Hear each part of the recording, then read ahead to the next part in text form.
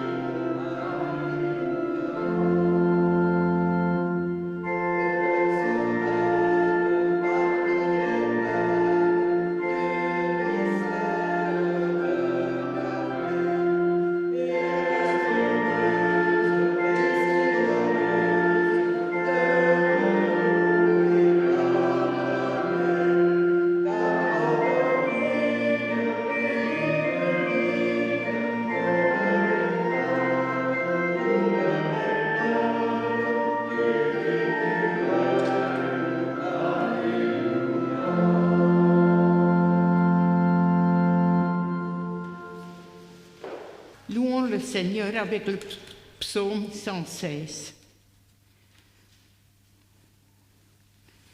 J'aime le Seigneur, car il entend quand je l'appelle. Il a tendu vers moi une oreille attentive. Toute ma vie, je ferai appel à lui. L'amour me tenait déjà enchaîné, le monde des ombres resserrait sur moi son étreinte. J'étais pris de détresse et d'angoisse. Alors j'ai crié le nom du Seigneur. Ah Seigneur, sauve-moi la vie. Le Seigneur est bienveillant et fidèle. Notre Dieu a le cœur plein d'amour. Le Seigneur garde ceux qui sont simples. J'étais tombé bien bas et il m'a sauvé. Allons, je dois retrouver mon calme, car le Seigneur m'a fait du bien. Oui, tu m'as arraché à la mort, Seigneur. Tu as séché mes larmes. Tu m'as évité de faire le pas fatal. Sur cette terre destinée aux vivants, je marcherai donc sous le regard du Seigneur. J'ai gardé la foi, même quand je répétais, me voilà en bien triste état. J'étais si bouleversée que je disais, on ne peut se fier à personne. Que puis-je rendre au Seigneur pour le bien qu'il m'a fait? Je leverai la coupe de délivrance et je crierai le nom du Seigneur. Ce que j'ai promis au Seigneur, je le ferai en présence de tout son peuple. Le Seigneur voit avec douleur l'amour de ses fidèles. Ah Seigneur, je suis ton serviteur, oui, ton serviteur né de ta servante. Tu as défait mes liens. Pour te louer, je t'offrirai un sacrifice et je proclamerai qui tu es. Ce que j'ai promis au Seigneur, je le ferai en présence de tout son peuple, dans le cour de son temple, au milieu de toi, Jérusalem. Alléluia, vive le Seigneur. Et nous continuons notre louange par le cantique 34-15 à la page 452. Mon Rédempteur est vivant.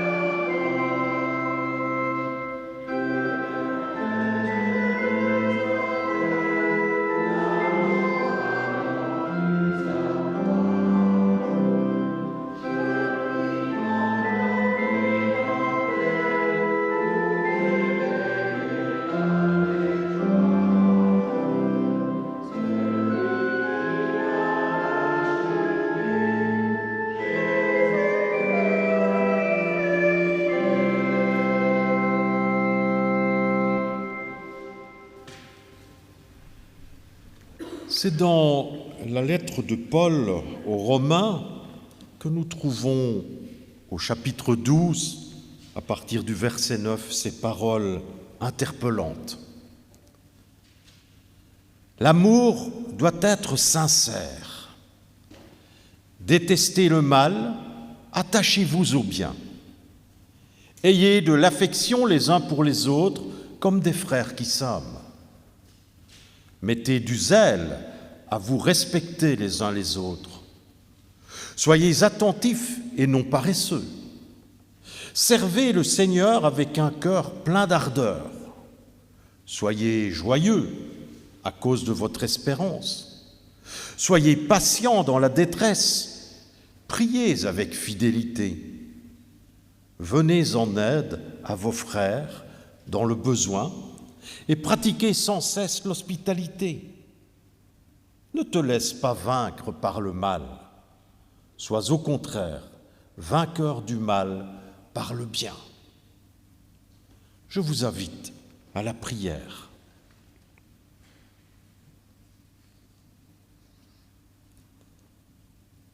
Mon Dieu, mon Père, aie pitié de moi, éprouve-moi toute ta tendresse. Me voici devant toi, le cœur plein de ténèbres, cerné par les nuées de la mort. Réveille-moi. Alors mon chant jaillira et les paroles de la joie feront s'épanouir mes lèvres. Libère-moi pour que mon être tout entier puisse devenir un feu dont les flammes jailliront jusqu'à toi. Alors mon chant vers toi montera, balayant toute nuit, toute mort, et les cris et les larmes. Aie pitié de moi, Père, et dans mes yeux brillera l'aurore de ta tendresse. Le grand jour sera là, avec un regard tout neuf. Oui, mon Dieu, aie pitié de moi. Que mon cri touche ton cœur, pour que vienne ton amour, qu'il chasse toute nuit. Mon cœur alors oubliera sa dureté, mes lèvres ne seront plus gercées.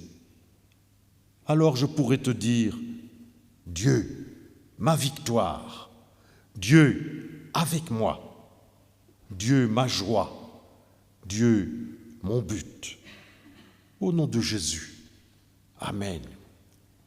Et nous prolongerons cette prière par le chant du cantique « Tu nous aimas » au Bon Berger. C'est à la page 400, le cantique 3303. Nous chanterons bien sûr les 2 strophes en restant assis.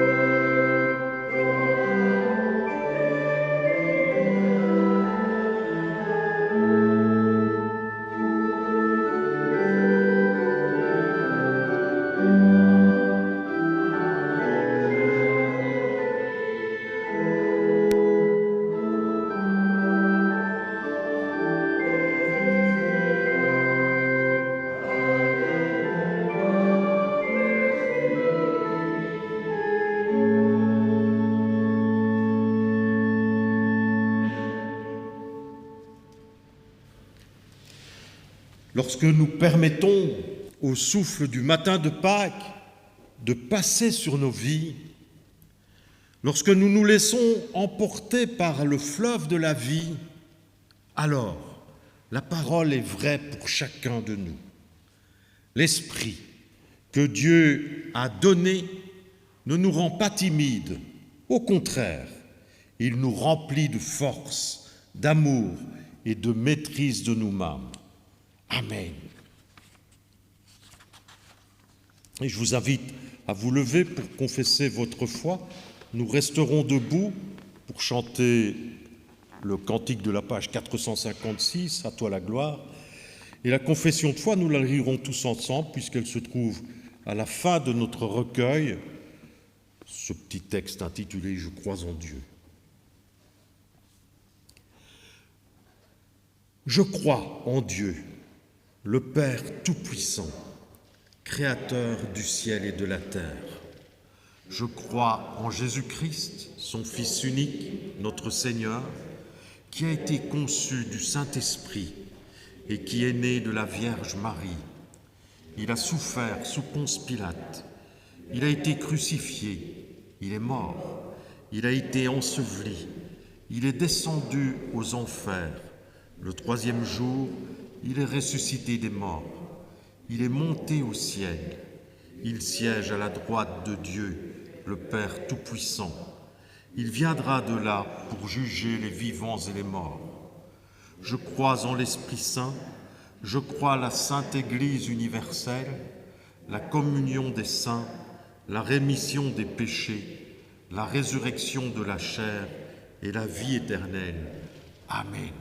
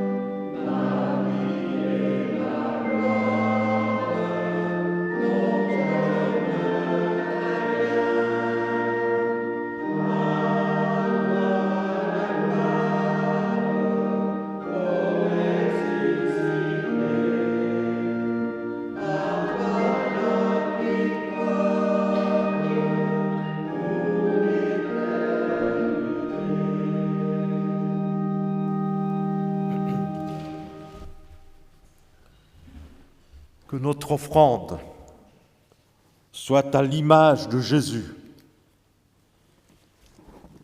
Il a été comme une graine tombée en terre.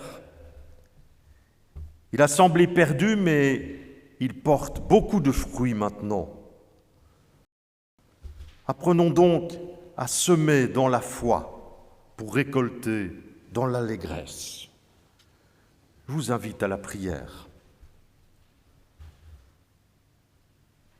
Seigneur notre Dieu, que pouvons-nous t'offrir qui ne soit déjà à toi? Pourtant, tu attends nos gestes, tu attends notre offrande et tu attends surtout notre engagement. Et quand nous nous dépouillons, tu nous revêts de ta richesse. Quand nous faisons le vide, tu nous remplis de la vraie joie et de la vraie vie. Béni sois-tu, ô notre Dieu, pour ce don de ton amour. Et merci de nous associer à ton œuvre de salut. Seigneur notre Dieu, aide-nous à croire ce qui nous est dit, que nous constations que tu es le Dieu de la vie. Aide-nous à mener la vie qui est devenue visible parmi nous. En Jésus, ton Fils, notre vivant, notre Sauveur. Amen. Nous entendrons maintenant les lectures bibliques qui seront faites par les deux liturges de ce dimanche.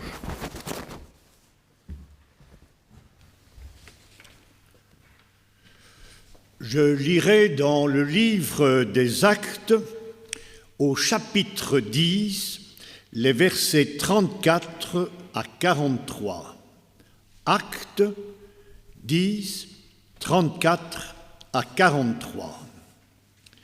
Alors Pierre prit la parole. « En vérité, dit-il, je comprends que Dieu n'est pas partial, mais qu'en toute nation, celui qui le craint et pratique la justice est agréé de lui. Il a envoyé la parole aux Israélites en leur annonçant la bonne nouvelle de la paix par Jésus-Christ, celui qui est le Seigneur de tous. Vous savez, vous, ce qui est arrivé dans toute la Judée, après avoir commencé en Galilée à la suite du baptême que Jean a proclamé. Comment Dieu a conféré une onction d'Esprit Saint et de puissance à Jésus de Nazareth, qui, là où il passait, faisait du bien et guérissait tous ceux qui étaient opprimés par le diable, car Dieu était avec lui. Nous sommes témoins de tout ce qu'il a fait dans le pays des Juifs et à Jérusalem, ceux qu'ils ont supprimés en le pendant au bois. Dieu l'a réveillé le 3e jour. Il lui a donné de se manifester, non à tout le peuple, mais aux témoins désignés d'avance par Dieu, à nous qui avons mangé et bu avec lui après qu'il s'est relevé d'entre les morts. Et il nous a enjoint de proclamer au peuple et d'attester que c'est lui que Dieu a institué juge des vivants et des morts. Tous les prophètes lui rendent ce témoignage. Quiconque met sa foi en lui reçoit par son nom le pardon des péchés.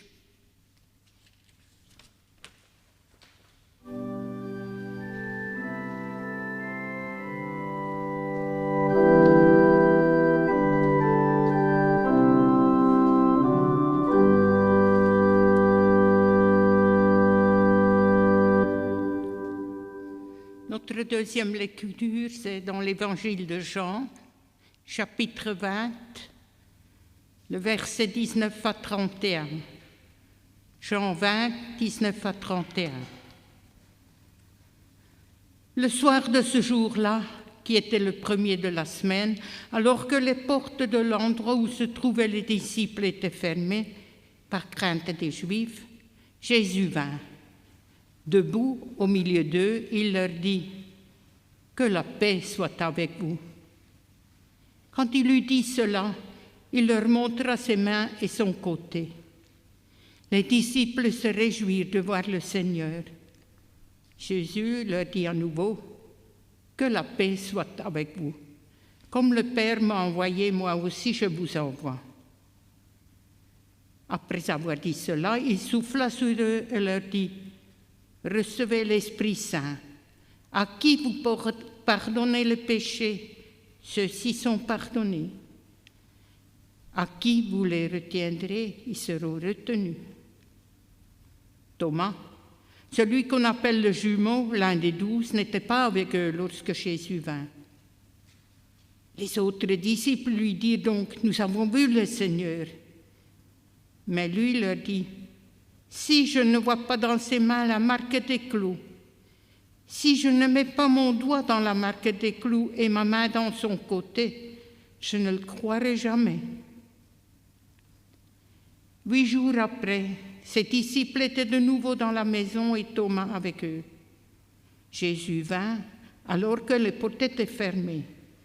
Debout au milieu d'eux, il leur dit « Que la paix soit avec vous. » Puis il dit à Thomas « Avance ici ton doigt, regarde mes mains, avance ta main et mets-la dans mon côté. Ne sois pas incroyant, deviens un homme de foi. » Thomas lui dit « Mon Seigneur, mon Dieu. » Jésus lui dit « Parce que tu m'as vu, tu es convaincu. Heureux ceux qui croient sans avoir vu. » Jésus a encore produit devant ses disciples beaucoup d'autres signes qui ne sont pas écrits dans ce livre.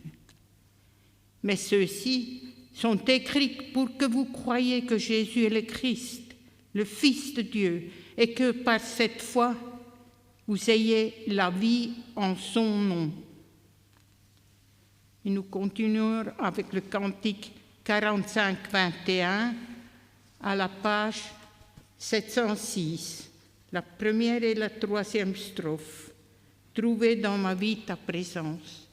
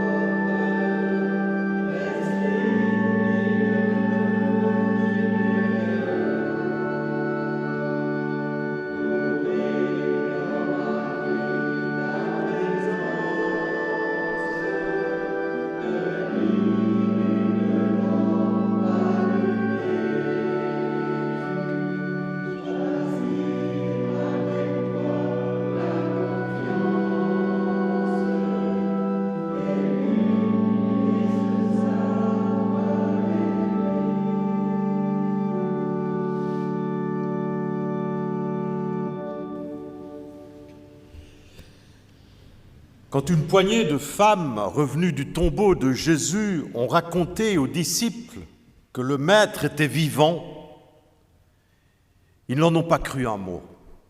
Ils ont pensé, c'est du délire. Comment croire qu'un corps mort peut revenir à la vie? Certes, ces femmes et ces hommes qui avaient tout quitté pour suivre Jésus savaient que ce dernier mourrait. Mais il était loin de se douter que l'histoire aurait une suite. Debout, au milieu d'eux, il leur dit « Que la paix soit avec vous ». Juste avant ce surprenant événement, l'esprit de ces cloîtrés était dans l'angoisse. Angoisse d'une disparition dans la disparition, écrit la théologienne et écrivaine Marion Muller-Collard. Et elle continue en disant « Car de nos disparus, nous gardons trace, et ces traces sont sacrées. Elles tissent le fil de l'humanité. C'est aussi l'angoisse de la profanation, termine-t-elle. » Si ce passage de l'Évangile fait partie, selon certains commentateurs, des plus difficiles, une question vient immédiatement à l'esprit. Pourquoi Jésus apparaît-il par 2 fois à ses disciples dans un temps relativement court? La découverte du tombeau vide, évoquée la semaine dernière, et une seule apparition ne serait-elle pas suffisante pour affirmer la résurrection? N'y a-t-il pas assez de preuves? Nous sommes en présence du même thème développé dans le message de Pâques, la matérialité. Ce besoin qu'ont les humains de trouver un apaisement dans la réalité tactile ou visuelle. Le message apostolique a difficile de percer au moment où Jean écrit son évangile. Il essaye de redresser la barque. Si nous nous replaçons dans le contexte de l'époque, n'oublions pas que 2 parties s'opposent sur la question de la résurrection. Vous allez dire que rien n'a changé 2000 ans plus tard. Le problème du témoignage reste d'actualité. Beaucoup d'éléments tangibles et réels manquent encore aujourd'hui et attisent l'esprit humain qui ne se lasse plus de fantasmer sur l'existence réelle de Jésus. C'est donc la question fondamentale de l'assurance d'un jugement personnel et de la foi qui ouvre notre réflexion aujourd'hui. Le besoin de signes de la présence de Dieu et de Jésus est existentiel. Comment peut-on croire que de telles choses se soient passées et qu'un humain ait bravé la mort? Qui de nous peut témoigner que Dieu existe? Oh, certes, aujourd'hui il y a de plus en plus de personnes, même des illustres personnes, qui écrivent ou font écrire ce en quoi elles croient. Certains l'ont même chanté. Mais cela peut-il forger notre témoignage? Surtout que, quand on y regarde de plus près, Jésus s'est fait voir, vivant, après sa mort, à un nombre très limité de personnes. L'apôtre Pierre le souligne dans son discours à Corneille, que nous a lu Jean-Pierre. Dieu l'a réveillé le 3e jour. Il lui a donné de se manifester, non à tout le peuple, mais aux témoins désignés d'avance par Dieu, à nous qui avons mangé et bu avec lui après qu'il s'est levé d'entre les morts. Ce sont les versets 40 et 41 du chapitre 10 du livre des Actes. Pour tous donc, ce fut une intense surprise, une divine surprise. Après la mort du Maître, les disciples se cachent. Ils n'attendent plus rien. Ils sont résignés à l'irrémédiable de la mort quand Jésus apparaît pour la première fois au milieu d'eux. 8 jours plus tard, il y en a de plus. Ce disciple de la première génération a pourtant, comme les autres, entendu de ses propres oreilles le Maître enseigner et parler de sa mort prochaine, mais aussi de son retour. Thomas, puisque c'est de lui qu'il s'agit, est cette figure devenue légendaire, car elle symbolise l'homme qui ne s'en laisse pas compter et qui n'hésite pas à afficher son doute. Ce douteur impénitent connaît son heure de gloire en n'accordant aucun crédit au témoignage de ses collègues qui, en son absence, ont rencontré le ressuscité et, comme nous l'avons lu dans l'évangile de ce matin, ont reçu l'Esprit Saint. Cet homme, Thomas, ne peut croire que ce qu'il voit.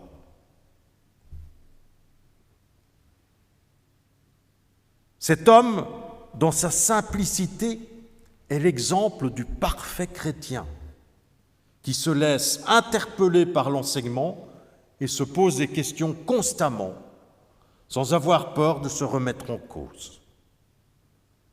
Tout le sérieux de la contestation violente que vit encore aujourd'hui la communauté chrétienne s'exprime à travers le doute exprimé par Thomas. Si je ne vois pas dans ses mains la marque des clous, si je ne mets pas mon doigt dans la marque des clous et ma main dans son côté, je ne le croirai jamais. Par sa posture, Thomas pose une question capitale qui touche au fondement même de la foi, de notre foi. Une fois que Jésus a quitté l'histoire des humains,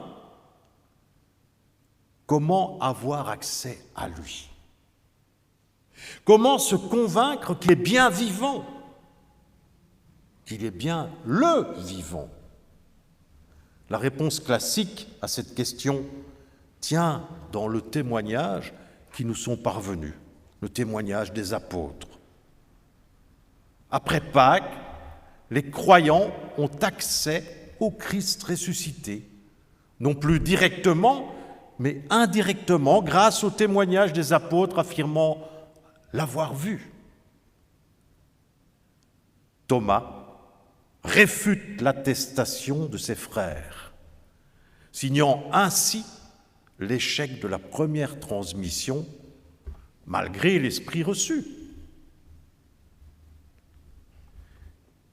Ils viennent de vivre la joie profonde, autant qu'inattendue, de la venue du ressuscité au milieu d'eux.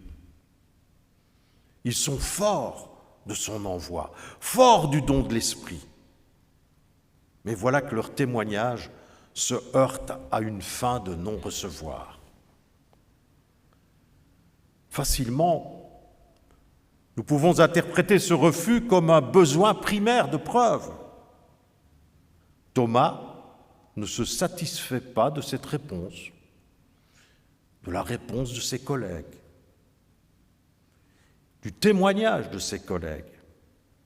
Il veut procéder à une vérification empirique, il veut à son tour faire l'expérience que le crucifié est bien vivant. Il veut constater par lui-même la réalité de la résurrection. On s'est demandé si cette dernière était le fruit d'une hallucination d'ailleurs. Les disciples, chagrinés de la mort du Maître, auraient été victimes d'une psychose collective où se réalisait ce qu'il souhaitait ardemment, effacer la mort de Jésus. Mais penser comme cela, c'est aller à rebours des textes bibliques qui disent l'exact contraire. Pâques a pris les amis de Jésus à rebours de leur attente. Jean l'évangéliste insiste, le ressuscité a d'ailleurs dû s'employer à surmonter l'incrédulité des siens. Pâques reste une divine surprise. Mais la résurrection peut-elle vraiment faire l'objet d'une vérification empirique comme veut le faire Thomas? Il va d'ailleurs apprendre à ses dépens qu'il s'est fourvoyé. Les portes verrouillées sont franchies sans problème, signalent que le ressuscité n'appartient dorénavant plus au monde humain ordinaire. Il vit désormais d'une autre vie et la relation qu'il propose est d'un autre ordre que celle qui prévalait avant Pâques. Toute vérification est dès lors vouée à l'échec. Et puis le Christ ressuscité met Thomas au défi de mettre à exécution sa fanfaronnade, tout en concluant son intervention par ces mots : « Ne sois pas un incroyant, deviens un homme de foi. » Thomas est pris au piège. Il voulait vérifier l'identité du soi-disant ressuscité, s'assurer qu'il s'agissait bien du crucifié revenu à la vie. Et voici que le Christ ressuscité renverse les rôles. Le disciple sceptique est invité non pas à s'interroger sur Jésus qui se tient devant lui, mais sur sa propre identité qui est marquée du sceau de l'incrédulité. En le saisissant dans ce qu'il est et dans ce qu'il vit, Jésus transforme Thomas, il lui permet de passer de l'incrédulité à la foi. Il reçoit l'Esprit. Souvent, les représentations iconographiques représentent cette scène que nous avons entendue ce matin avec un Thomas qui plonge sa main dans le flanc de Jésus. Mais lorsque nous lisons le texte de l'évangile de Jean, nous voyons bien qu'il n'en est rien. Thomas, qui voulait vérifier la réalité de la résurrection, ne vérifie rien. Il ne donne pas suite à l'invite de Jésus d'ailleurs. Il n'avance pas son doigt pour vérifier les stigmates de la croix sur le corps du ressuscité. Il est simplement saisi et transformé par la parole de Jésus. Et il répond par une confession de foi, très courte, mais une confession de foi quand même. « Mon Seigneur et mon Dieu ». Cet aveu, c'est la plus haute confession de foi adressée à Jésus dans le Nouveau Testament. Jésus est déifié. Il est reconnu comme Dieu. Serions-nous en rupture d'avec le monothéisme juif? Un nouveau Dieu est-il né? Prendrait-il place à côté du Dieu d'Abraham, d'Isaac et de Jacob? Ce malentendu possible mérite d'être dissipé d'une double façon. Tout d'abord, par sa confession de foi. Thomas atteste que Jésus, le ressuscité, n'est plus un homme parmi les hommes, mais qu'il vit d'une toute nouvelle manière auprès de Dieu. Il est le vivant pour l'éternité. Et ensuite, le crucifié, ressuscité, mérite bien d'être appelé Dieu, car il est le visage de Dieu, l'expression de son amour pour tout être humain jusqu'à la fin des temps. Dieu n'a d'autre visage dans le monde que celui du Christ. C'est pourquoi cette rencontre, un peu surnaturelle, peut s'achever par cette béatitude provocante. Parce que tu m'as vu, tu es convaincu. Heureux ceux qui croient sans avoir vu.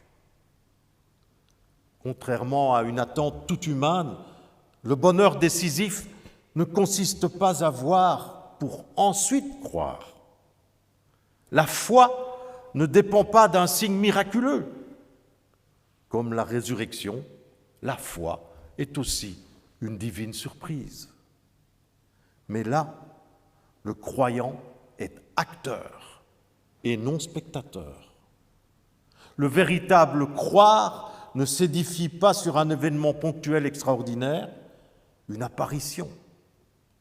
Le véritable croire consiste à bien voir, mais à voir différemment et que ça se prolonge dans le temps, que l'on se remette en question régulièrement. Il tient dans le fait de voir dans l'histoire de Jésus la figure du Père qui aime chacune de ses créatures d'un amour illimité et pour l'éternité. C'est pour le 4e évangile, l'Esprit qui, en conservant la mémoire de Jésus à travers les âges et qui, en la communiquant de façon vivante à chaque génération de croyants, ouvre le chemin de la foi.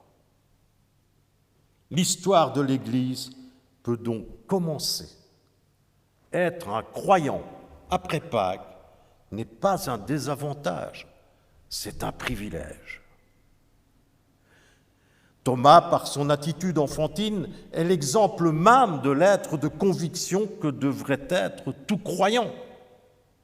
Par son attitude, il donne une leçon pour l'avenir, ce qui fait dire à Jésus « Heureux ceux qui croient sans avoir vu ». Ces mots précisent le genre de foi qu'auront les croyants à venir, ceux que nous sommes. Car ceux-là, qui vivent dans un monde hostile, devront croire sans pouvoir s'approuiller sur des preuves matérielles irréfutables de la résurrection.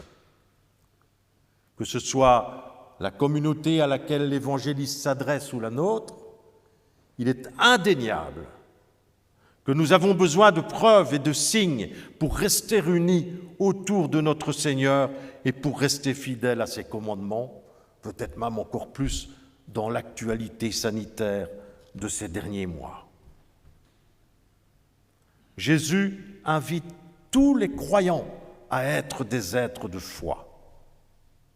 C'est vrai, cette exhortation qu'il fait invite à avancer. C'est encore une mise en route qui est proposée ce matin. Croire n'est donc pas de tourpeau. Nous avons tant de chemin à parcourir pour vraiment croire.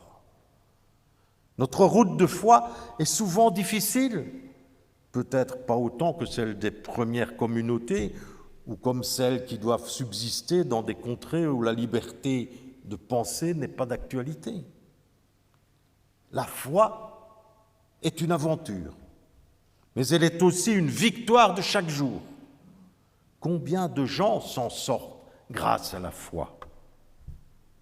L'expérience de Thomas vaut la dernière béatitude évangélique. Heureux ceux qui croient sans avoir vu. Cette exhortation interpelle aussi les autres disciples, ceux qui l'entendent. Lors de leur première entrevue avec le Maître, ils ne bougent pas. Leur témoignage est très réduit. « Nous avons vu le Seigneur ». C'est très discret en plus. Et ils disent ça dans la pièce, la chambre haute, alors qu'ils sont enfermés. Pour agir, avant d'agir, ils vont encore rester 8 jours et même encore un peu plus, mais 8 jours pour la seconde rencontre. Et là, peut-être que la révélation de Thomas va changer leur vision sur la divinité de Jésus. Cette dernière béatitude que Jésus prononce animera et nourrira l'esprit de Pierre, et cela aboutira au discours prononcé devant Corneille et sa famille. Le message de Jésus à Thomas est important pour tous aujourd'hui.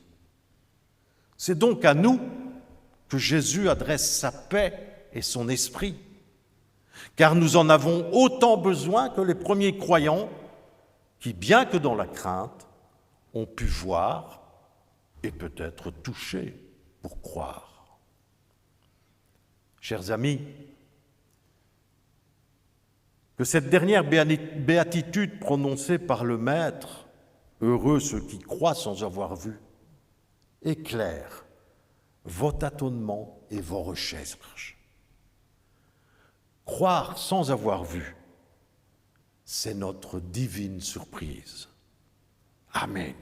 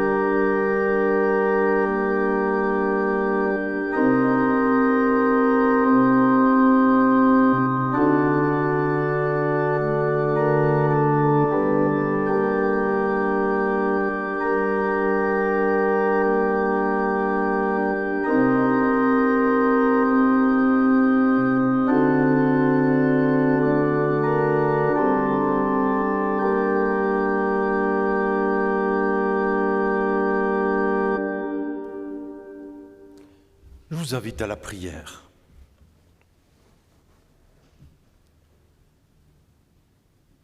Devant le tombeau vide,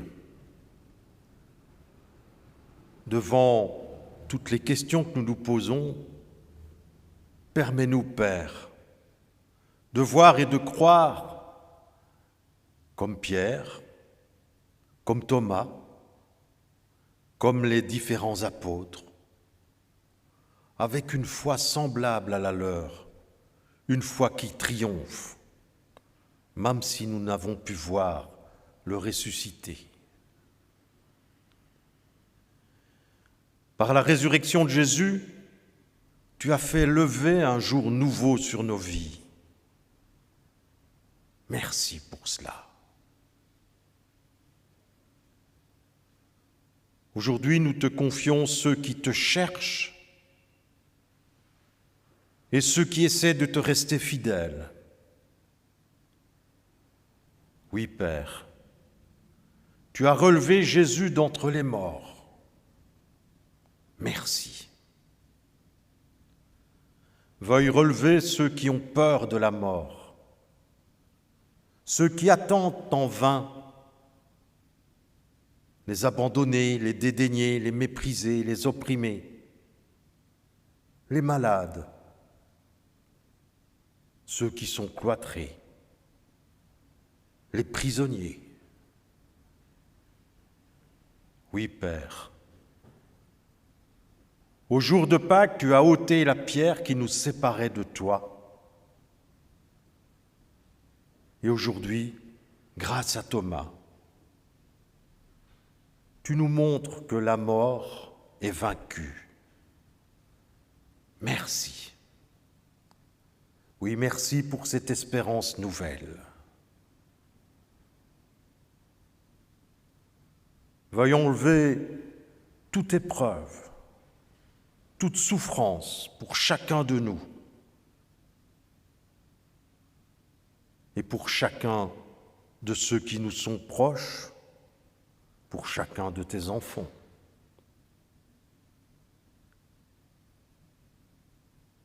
Oui, Père, tu as élevé Pierre, Thomas et tous les autres au rang de témoins de la résurrection. Permets que leur témoignage nous anime encore et qu'à notre tour, nous devenions aussi des témoins de ta présence au milieu de nous. Fais de nous des ambassadeurs de la bonne nouvelle, celle de Pâques. Fais de nous des ambassadeurs de toutes ces bonnes paroles qui nous démontrent ton amour. C'est au nom du ressuscité que nous te demandons cela. Amen. Et nous prolongerons cette prière en chantant les strophes 1, 2 et 4 du cantique « Le Sauveur est ressuscité » à la page 450. Nous nous levons pour ce cantique.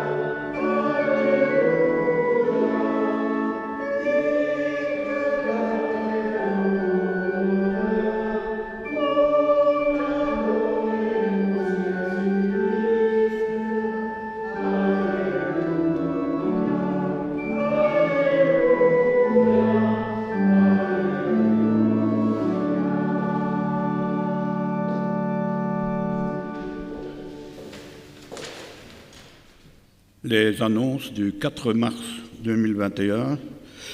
Le 4 mars 2021, il y avait dans le tronc central 247 €, dans le tronc pour la diaconie 30 € et le second tronc de ce jour est destiné à la mission contre la lèpre. La seule petite annonce que j'ai à vous faire, elle est technique, c'est notre porte de verre. Il faudra ne plus utiliser pour l'instant le volet gauche de la porte, droite en rentrant, gauche comme je le vois ici, mais l'autre volet, parce qu'il y a un frottement que nous ne savons pas régler pour l'instant.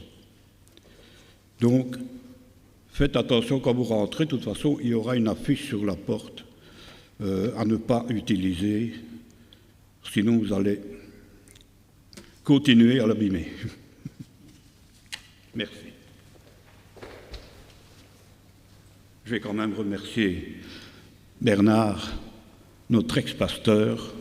Monsieur le pasteur, merci beaucoup d'avoir participé, présidé ce culte. Nous savons que tu es toujours volontaire et tu es toujours, avec ton épouse, le bienvenu dans ce temple, n'est-ce pas, qui fut le tien pendant un bon nombre d'années. Merci.